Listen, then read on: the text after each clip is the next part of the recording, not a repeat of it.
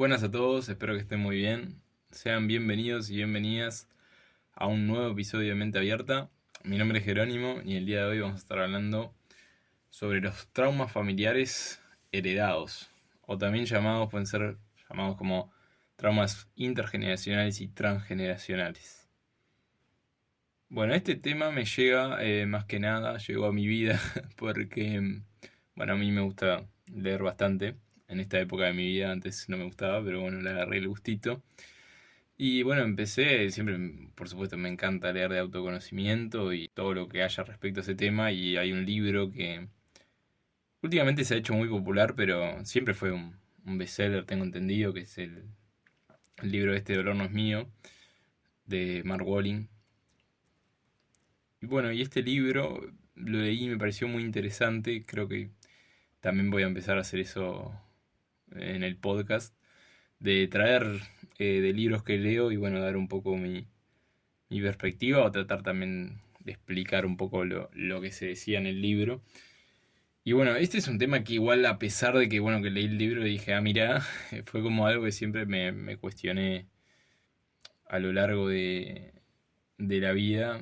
Fue como que lo que decía en el libro me cerró bastante realmente, no fue como una información totalmente nueva, ¿no? Decir, wow, pero para mucha gente sí lo es, por supuesto, por eso lo traigo también. Y bueno, ¿qué es lo que se plantea, no? Primero que está muy relacionado con constelaciones familiares, de hecho fue alumno de Bert Hellinger, el que lo hizo, este Mark Walling. Y bueno, mucha gente tiene como, ya como le decís, constelaciones familiares, bueno, se pone un poquito de punta porque dice, no, esto es como una truchada, una mentira, no tiene evidencia científica atrás, bueno, mucha cosa. Pero si bien es cierto que no tiene evidencia, yo la verdad no he hecho personalmente constelaciones, no he ido a constelar ni nada, pero por testimonios de gente cercana que ha ido, dicen que es algo muy liberador y bueno, y además tiene cierto sustento, pero más allá del hecho de constelar en sí y ta, de eso puntual, que no es lo que me voy a centrar, el hecho es lo que rodea, o sea, la teoría que rodea eso, ¿no? Porque bueno, vos podés pensar que yo, bueno, en su momento lo pensaba, todavía no lo he probado igual, o sea que no puedo opinar mucho, ¿no? Pero que el hecho de ir a constelarse es como una truchada o no sirve para nada, pero realmente, eh, por lo menos yo puedo opinar, no desde la experiencia, porque nunca, como dije, nunca constelé, pero sí desde la teoría que está atrás, es muy interesante. Y a veces ni siquiera es necesario irse a constelar, digo, o sea, no es que este libro trata todo el tiempo de hacer constelaciones familiares, sino que de entender un poquito de la familia actual y pasada, de los antepasados también. Y eso es más o menos y más que nada lo que me voy a enfocar en el episodio de hoy. Entonces, decía que, bueno, tiene ese vínculo, ¿no? Por supuesto que las constelaciones son como el llevarlo a la acción, esto, pero hay otras maneras que también explica en el libro. Es más, él plantea como que las constelaciones son una opción, pero también hay otras opciones. Pero bueno, voy desde el comienzo, ¿no? Él le explica y decía esto de las constelaciones yo porque mucha gente menciona lo de que carece de evidencia científica. Pero sin embargo, lo que hace él muy interesante en este libro es plantear desde la ciencia cómo los traumas y los conflictos emocionales se transmiten de generación en generación. Entonces ahí como que él cita constantemente bueno, estudios de epigenética que por lógicas razones éticas no han sido realizados, ¿no? En humanos aún, pero como por ejemplo un ratón, la verdad no recuerdo el animal, pero probablemente es un ratón que son la mayoría de los experimentos, pobres ratones.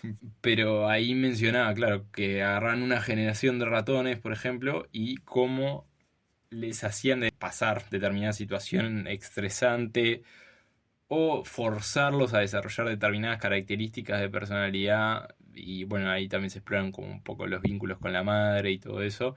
Y cómo, increíblemente, cuando ya, por ejemplo, había una situación traumática para un ratón en esa generación, digamos, y cómo pasaba a la generación siguiente y uno veía cómo persistía esto en las generaciones siguientes, no solo en la generación siguiente puntual, o sea, en la intergeneración que sería la contigua, sino que muchas generaciones adelante seguía el mismo trauma en la familia solo porque un antepasado habría sufrido ese trauma puntual, digamos.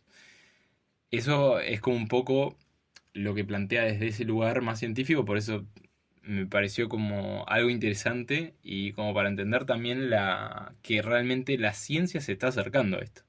O sea que muchas veces a veces rechazamos cosas que, eso lo digo seguido, ¿no? Porque decimos como carecen de evidencia científica, pero la ciencia cada vez más se va acercando y yo por lo menos invito a todo el mundo que si ve que algo le funciona, por más que todos los demás digan que es un bolazo, pero si a uno le funciona, es porque quizás la ciencia no es capaz de explicar por qué funciona eso, pero si a uno le funciona, evidentemente es la comprobación más grande de que, bueno, de que probablemente haya algún sustento de atrás que desconocemos, o haya algún mecanismo de todos esos que funcione. Pero bueno, yo creo que como para cerrar un poco la introducción, yo este tema también lo he tratado en el tema de la relación con los padres, porque ¿qué pasa? Ahora cuando vaya puntualmente a explicar cada tema, ¿no? del libro, va a quedar más claro. Pero lo principal es que las relaciones familiares en general tienen un peso fundamental sobre nuestra vida, sobre nuestro desarrollo. Y también está interesante que cita algunos estudios, ¿no? De las personas que tenían mejor relación con los padres, sobre todo, cómo podían vivir más. Y uno dice, muy loco eso, ¿no? ¿Cómo por llevarme mejor con mi padre o con mi madre, por tener una buena relación con ellos, puedo vivir más que una persona que no se lleva bien con ellos? Es algo, la verdad, a mí me sorprendió bastante. Y una vez que entendemos el peso que tiene la familia en nuestra vida, que es algo inobjetable, yo creo que hasta el día de hoy, tenemos que trabajar, bueno, en cómo solucionamos nuestros propios conflictos que vienen de la familia. En el caso de, si tomamos esta perspectiva, ¿no? Considera que justamente todos nuestros problemas, absolutamente todos nuestros problemas vienen de la familia. Obviamente acá yo tendré mis diferencias, pero eso no es lo importante. Lo importante es entender cómo los que sí vienen de la familia, o quizás venga toda la familia, quién sabe, cómo los podemos resolver. Lo que quería mencionar para ya abrir el tema es cómo el autor plantea el libro, ¿no? Yo, bueno, mencionaba que está todo muy relacionado a la familia, pero cómo es que se generan los conflictos, o sea, cómo yo hoy tengo un conflicto, tengo alguna, digamos, alguna sintomatología psicológica, algún problema psicológico, algún conflicto emocional, o tengo determinado, yo qué sé, problemas para vincularme con los demás, o tengo determinada fobia a, yo qué sé, a un perro, por ejemplo. O sea, hay de todo, ¿no? Pero cómo se va creando eso desde esta perspectiva, que es todo influido por la familia, cómo es que aparece eso. Entonces, bueno, acá es que el autor plantea, que acá creo que va a quedar más claro todo, los cuatro temas inconscientes. O sea, él plantea que hay cuatro temas, obviamente todo dentro de la familia, en la cual nos influyen directamente y va directamente vinculado a la relación que tuvimos con nuestros padres. Entonces, de estos cuatro, el primer tema que plantea, que voy a ir como expandiéndome en cada uno, es la relación de padres e hijos que están excesivamente dependientes o fusionados, menciona, ¿no? Bueno, y esto es como lo podemos ver, yo creo que bien clarito. Creo que siempre que yo digo estos temas, ¿no? De autoconocimiento está bueno. A veces es más fácil verlos en otros, nos cuesta verlos más en nosotros mismos que en otros. Entonces, a veces es mejor para esto, ¿no? Mirar para afuera y decir, bueno, ¿quién veo que tenga una relación dependiente con los padres o excesivamente fusionada? Y bueno, está interesante cuando uno ve afuera, ¿qué sería esto, no? Es cuando en la infancia se crea este tema de que un hijo asume que tiene que arreglar al padre. Es algo como, si uno lo entiende, por ejemplo, todo esto Obviamente hablamos como primera infancia, muy chicos, ¿no? Pero esto se ve muy claro. Cuando un hijo, cuando un padre está mal emocionalmente por algo que sucede, por ahí el hijo interpreta que tiene que consolar al padre. ¿Se entiende? Cuando vemos sufrir a nuestros padres, por ahí a veces interpretamos que somos... No sé si, bueno, un psicoanalista diría como que nosotros somos los causantes, ¿no? Del sufrimiento de nuestros padres, pero por ahí interpretamos que nos tenemos que ocupar de ellos. Y establecemos esa relación dependiente, que por eso es importante, ¿no? Que en la infancia haya una cierta asimetría. O sea, bueno, esto es evidente que hasta, que incluso hasta la adultez, o sea, incluso en la adolescencia tiene que persistir esa asimetría. Es decir, tiene que haber un rol firme de parte de los padres con respecto al hijo. O sea, el hijo tiene que saber que los padres, como había dicho, ¿no? En aquel capítulo, están un escalón por arriba jerárquicamente y por lo tanto son los cuidadores responsables. O sea, son alguien al cual acudir, son alguien que de algún modo los podemos considerar y contar como de manera superior, digamos, se entiende por dónde va el superior, ¿no? No me refiero a otro tipo de superioridad. Pero bueno, lo que sucede es que cuando hay esta fusión y no hay, está en el mismo nivel, ¿no? Cuando estamos al mismo nivel que nuestros padres y tenemos una relación hasta pegajosa, porque nuestros padres tampoco saben separarse, lo que pasa es que esto causa en la vida adulta que, claro, que al estar tan fusionados, lo que plantea también es que ese niño adquiere el problema del padre, o la sintomatología del padre, o de la madre, ¿no? O la manera de ser, o la manera de afrontar determinados problemas, porque claro, nunca, al estar tan fusionados, nunca aprendió al niño, nunca se le dio las herramientas desde la distancia y desde otro tipo de jerarquía para que el niño aprenda solo a desarrollar ese tipo de herramientas. Entonces por ahí lidian de la misma manera los problemas que por ahí uno tiene como adulto hoy. Algunos tienen la misma estrategia de afrontamiento que tienen los padres. Quizás tienen el mismo problema que tenía el padre y utiliza las mismas estrategias porque nunca supo desarrollar las propias por estar muy fusionado con alguno de sus padres. Bueno, espero que se haya entendido, ¿no? Este primer punto, o sea, es esa carga emocional extra que ya el niño que se convierte en adulto tiene toda la vida. Y carga con el problema del padre hasta que obviamente toma conciencia de que eso no pertenece a él. Y bueno, y cuando se da cuenta que eso pertenece al padre, puede justamente hacer ese despegue, digámosle, de despegarse. Y bueno, ahí empezar a desarrollar sus propias estrategias, ¿no? Esto es como un poco, obviamente, como siempre digo, hiper resumido todo. Y bueno, el segundo punto que marca este recuerdo, ¿no? Era la relación cuando existe una relación de los padres excesivamente dependiente o fusionada. Ese es el primer punto. Y el segundo que voy a mencionar ahora es el rechazo de los padres. O sea, cuando un niño ya crece rechazando a los padres o no pudiendo soportar algo que hicieron los padres.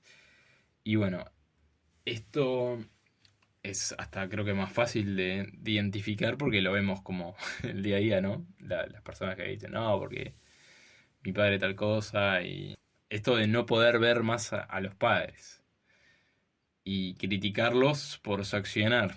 Que bueno, esto ya está dicho en el otro capítulo, pero como siempre es totalmente subjetivo el accionar de un padre, porque bueno, también hay que estar en ese momento y saber qué pensaba, que es también un poco la idea del trabajo, ¿no? que tenemos que hacer. Pero entonces, cuando rechazamos a nuestros padres, obviamente el problema se intensifica porque todo aquello que rechazamos, obviamente, de nuestros padres, obviamente lo tenemos nosotros. Ese es el principal tema, que es un poco lo que siempre hablamos, ¿no? O sea, si yo rechazo algo de otra persona, porque claramente lo tengo yo y no lo puedo tolerar en algún punto, ¿no? Entonces, lo que plantea es que, claro, si uno rechaza a los padres y los culpa y los critica por algo que hizo, está constantemente proyectando eso en el afuera además y puede tener exactamente la misma dificultad que está criticando el padre. O sea, mi padre, mira, es re poco... A ver, ¿qué ejemplo ponemos? A una persona que diga, mi padre es re poco afectuoso, no me demuestra afecto. ¿Y qué pasa cuando ese niño barra adulto, ¿no? Ya cuando forma su propia familia, termina siendo ese padre que es poco afectuoso? Y dirá, pero ¿cómo? O sea, ¿cómo puede ser? Porque hasta que no tome conciencia, lo que rechaza del padre lo va a adquirir él. Y también lo va a decir a los demás. Capaz que es el padre menos afectuoso del mundo, pero para afuera dice, ay, mira qué poco afectuoso es el padre de no sé quién, ¿no? Pero él mismo puede ser el menos afectuoso de todos. Entonces, claro, es como se plantea eso, ¿no? Y hasta que no tome conciencia y entender y de hablar con los padres y de solucionar esa relación y las cosas que rechazan los padres, va a persistir esa conducta en su interior. Y claro, me podrá decir, pero es como bastante parecido, ¿no? El punto anterior en algunas cosas. Y sí, en realidad son distintos mecanismos, ¿no? Uno por la dependencia y otro por el rechazo. Pero los dos concluyen lo mismo, que terminamos adquiriendo conductas de los padres que no nos pertenecen. Uno por rechazo y otro por dependencia. Uno por estar demasiado pegados y otro por estar demasiado separados. Bueno, y pasamos al punto 3 que es la ruptura temprana del vínculo con la madre. Bueno, y esto se da, ¿no? Cuando nuestra madre, o nosotros también, porque es como una relación totalmente bidireccional, ¿no? No supo o no supimos, aunque siendo chicos muy cuestionable, ¿no? Como uno establece un vínculo profundo con una madre, porque uno al fin y al cabo es un bebé, o sea, mucho no puede hacer. Pero a lo que se va, ¿no? Con esto, es que muchas veces el bebé, por determinadas, quizás por determinadas características de personalidad, porque el bebé no hace nada, activa en la madre algo que hace que lo rechace inconscientemente, digámosle. Por supuesto que ninguna madre tiene ganas de rechazar a su hijo y tampoco que dice, bueno, no me gustó este bebé y lo tira por la ventana. Obviamente que no es un rechazo así, pero es un rechazo del tipo de que no es capaz de darle el 100% de afecto y atención por algo que o le sucede a ella en ese momento, porque quizás estaba viviendo una situación ya difícil y no pudo darle toda la atención al bebé, o el bebé hizo que a ella se le dispare algo que no pueda dar ese 100% de atención. Entonces, esto en el futuro, obviamente que en el niño va a repercutir más que nada con los vínculos interpersonales profundos, podemos decir. Es decir, todo lo que tenga que ver con esa excesiva intimidad o relacionamiento le va a costar más. O sea, en los otros dos casos anteriores teníamos como este adquirir la misma problemática, ¿no? Pero acá estamos hablando de algo distinto porque no estamos por ahí adquiriendo de nuestros padres algo, de nuestra madre en este caso sería, ¿no?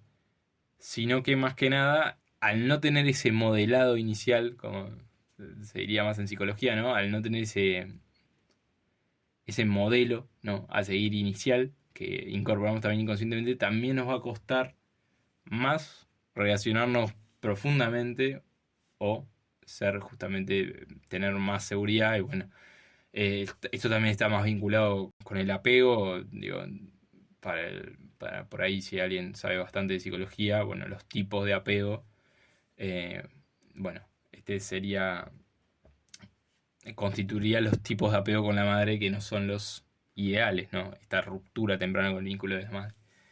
Pero bueno, tampoco voy a profundizar mucho ahí. Y bueno, y por último, y el que se ha hecho como más controversial, obviamente, con este libro y con todo, es cuando heredamos un trauma a un miembro de la familia. Y esto es un poco lo que se criticó del libro porque como que la gente no creía que esto pudiera ser posible. Porque claro, ¿qué planteaba el autor? Teníamos estos tres primeros, ¿no? Y tenemos el último que, ¿qué pasa? Nosotros podemos heredar de un antepasado una fobia, por ejemplo. Y Y bueno, relata casos, por ejemplo, de que un niño tiene determinado problema con el frío, por ejemplo, que le da escalofríos y no puede dormir. Entonces, ¿qué descubren? Que cuando su bisabuelo tenía tal edad, se murió de frío, congelado, en la nieve, por ejemplo. Entonces, ese niño, eso se fue pasando de generación en generación, y ese niño es el que despierta el síntoma, que ya estaba desde generaciones anteriores, pero se fue a manifestar en este niño por algo que lo activó, por un gen que lo activó. Y este niño está teniendo escalofríos debido a que el abuelo, justamente, ¿se entiende? Se murió congelado, o sea, se murió de frío. Es como un mecanismo de defensa a ese evento que ocurrió en el pasado, que desarrolló, ¿no? Es como cuando pasamos el gen, porque ¿qué pasa? Vos me decís, pues, supongo que estás pensando, ¿no? El abuelo ya está recontra muerto, o el bisabuelo, y cómo hizo para pasar el gen, digamos, si está muerto. O sea, no entró su espermatozoide a ningún lado, ¿se entiende? Porque a veces, si lo vemos más a tema celular, porque él lo explica todo el tema celular en el libro, pero él que dice, claro, por ahí no entró su genética celular que se murió de frío y pasó de generación a generación, pero ¿qué pasó? La madre, o sea, la esposa de este bisabuelo, adquirió ese trauma porque justamente su esposo se acaba de morir congelado, entonces genera también ese miedo y toda esa angustia que pasó por el duelo de este abuelo, ¿no?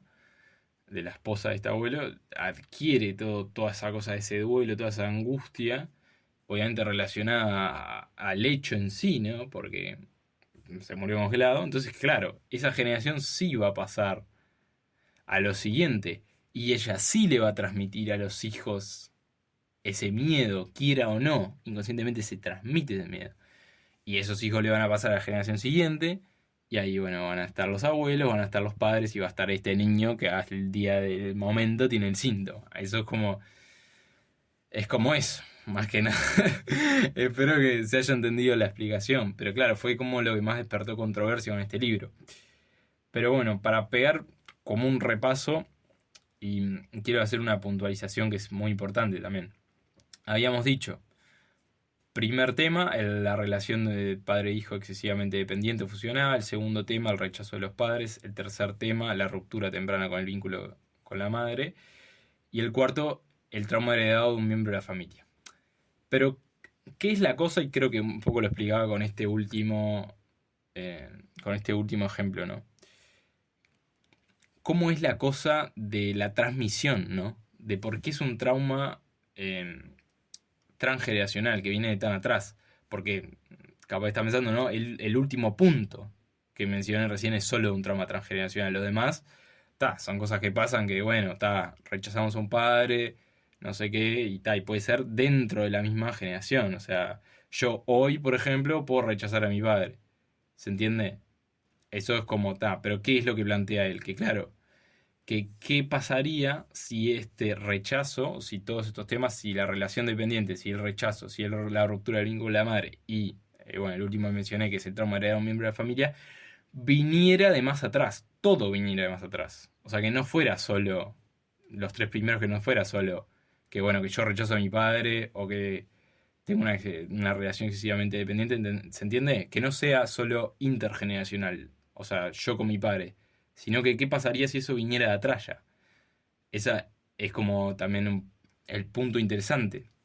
O sea, lo que plantea es que, claro, que la manera en que los antepasados lidiaron con estos cuatro temas, ¿no? Es cómo repercute en la generación actual. Pongo ejemplo para que se entienda con los otros temas, que no fui tan atrás, ¿no? En las generaciones. Por ejemplo, el rechazo con los padres. ¿Qué pasa si mi bisabuelo o mi abuelo rechazaba a su padre?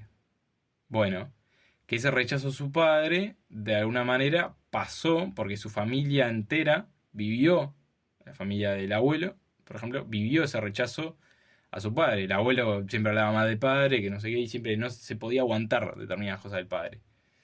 Entonces, ¿qué pasó? Esos hijos vieron de su padre eso y pasaron a ser padres. ¿Y qué pasa? Oh, casualidad, también rechazan a su padre. ¿Y por qué? Por determinadas cosas, ¿se entiende? Y esos padres le pasan a sus hijos. Y esos hijos terminan rechazando al padre, ¿se entiende? Es como algo que va para atrás, para atrás, para atrás y no termina nunca. Entonces, el punto es que cuando uno toma conciencia de eso, dice, pará, ¿por qué estoy rechazando a mi padre? Esa sería la pregunta. Bueno, porque no me aguanto tales y tales cosas. Está bien. Pero voy a investigar en mi historia familiar si esto ya pasó. Si alguien había rechazado al padre por esto y esto y esto. Y uno la verdad se sorprende cómo con estos temas, lo mismo con los otros es exactamente lo mismo, o sea, la ruptura del vínculo con la madre, como por ejemplo en una generación se dio que una madre no pudo atender bien a la hija. Eso es, pero muy clásico, creo que capaz es hasta al más fácil de identificar, ¿no? Como una madre no pudo darle toda su atención a su hija, no generaron un buen vínculo, y a la hora de que esa madre justamente le toca ser madre, no puede establecer un buen vínculo temprano con el hijo. Entonces es súper interesante, ¿no? Porque nunca supo, porque nunca se lo dio la madre. Entonces, ¿cómo va a saber hacerlo con otro?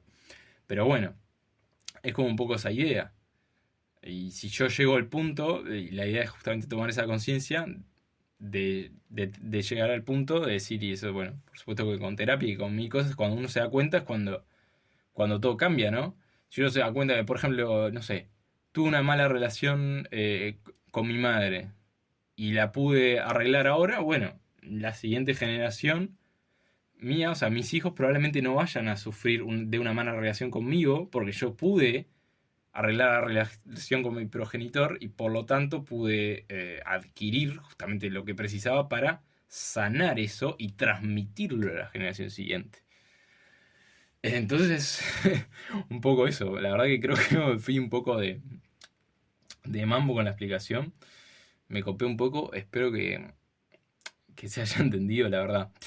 Pero lo principal de estos temas, que creo que es como la conclusión moraleja, digamos, es que cuando uno se da cuenta que tiene un problema, a veces por ahí tiene que tener la humildad, ¿no? Y ir a la familia. Y preguntar si alguien tuvo algún problema como el que yo tengo en la familia. Porque cuando yo pregunto eso, por ahí me puedo sorprender de bastantes cosas y puedo ver, mirá, por ahí mi abuelo tuvo este problema y lo tengo yo ahora. Y por ahí mi madre sufrió tales cosas por lo de mi abuelo. O mi padre sufrió esto por su abuela. Entonces ahora es así él y ahora esto me transmitió a mí y por eso yo agarré esto y capaz que hice esto así, de este modo. Pero por ahí cuando uno tiene la compasión, ¿no? De ver la perspectiva amplia. Y como dije en el episodio de los padres, que los padres hacen lo que pueden con lo que tienen y uno baja y tiene la humildad de tratar de relacionarse mejor con sus padres y construir una relación eh, más duradera, llamémosle, más de confianza, más fructífera. Ahí es cuando uno puede sanar, porque uno puede hablar de estos temas, puede tener una buena relación. Si uno se queda solo, por ejemplo, como hablábamos de uno de los cuatro temas, rechazo a mi padre y ya está, no me lo aguanto y no lo veo nunca más, uno por ahí no está sanando del todo. Y por supuesto que acá entran, como siempre, los casos excepcionales que sí, que hay cosas que son irremediables, pero siempre está la cuota bueno, de saber si esto realmente es irremediable o no. Hay casos que sí, perfectamente es irremediable y hay que trabajarlo y va a costar mucho más porque se trabaja desde otro lado, porque no se puede tener relación, ¿no?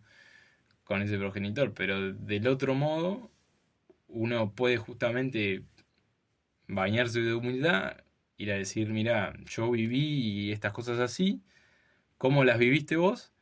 Y por ahí aclara esos temas y principalmente si uno no lo hace por uno, lo hace también para la generación siguiente, porque quiera o no, influye. Inconscientemente influye en cómo uno va a criar a sus hijos en la siguiente generación. Entonces, el hecho de aclarar las cosas con los padres, de las cosas que sucedieron, las cosas que cada uno sintió en su debido momento, o las cosas que vivieron los padres de los padres, para entender un poco cómo es el contexto familiar, las dificultades, los sufrimientos, todo lo que existe, para también hacer las paces, si no es con nuestros padres, o si ya decimos con nuestros padres, también con nuestros antepasados que sufrieron determinadas cosas y no lo supieron resolver. También lo que plantea justamente es, bueno, hagamos las paces con esos que ya no están, ¿no? Y de esta manera, bueno, es cuando se produce la liberación. Pero bueno, un tema muy, muy interesante que quería traer, capaz que, digo, a mí me ayudó, no voy a decir que me cambió la vida, porque como siempre digo, yo acá traigo todo porque a algunas cosas a algunos le puede servir muchísimo, a otros nada. A mí yo puedo decir que esto me sirvió un poco. Eh, no me cambió así como absolutamente la vida, pero sí me sirvió. Así que bueno, como siempre lo traigo. Y bueno, espero que se haya entendido. La verdad que siento que hablé mucho, espero que no haya quedado muy, muy enredado. Pero, pero bueno, súper interesante. Y bueno, y el que pueda, por supuesto, hacer un genograma, un árbol de todo lo que pasó de la familia, ¡guau! Va a tener para rato para investigar todo, porque cuando uno arma el árbol y dice, a mi abuela le pasó esto, entonces a mi madre interpretó esto y le pasó esto, y a mí me pasa esto. Ahí cuando va para arriba dice, pa, toda esta serie de coincidencias es una locura, es como que eso también pasa. Y bueno, y el autor también habla también del lenguaje, ¿no? Que tenemos para expresar porque lo que está detrás. Porque él dice que cuando nosotros expresamos una queja, le llama la queja nuclear, o el lenguaje nuclear de algo que nos pasa, hay algo de una frase que decimos de me molesta esto porque no sé qué, que tiene un significado de algo que le pasó a un miembro de la familia anterior. Así que bueno, es como, eso ya te lo dejo para que investigues si te interesa. Así que nada, bueno, espero que se haya entendido, que te haya gustado, que no se haya hecho muy pesado. Así que nada, como siempre te invito a seguirme en redes sociales, @menteabiertapodcast_ en Instagram y en Spotify. Acordate de darle seguir, de puntuar el podcast, así más personas lo pueden escuchar. Y en YouTube de comentar, de suscribirte, darle like, lo que ya se sabe. Así que bueno, te mando un abrazo grande y nos estamos viendo en el próximo episodio. Chau, chau.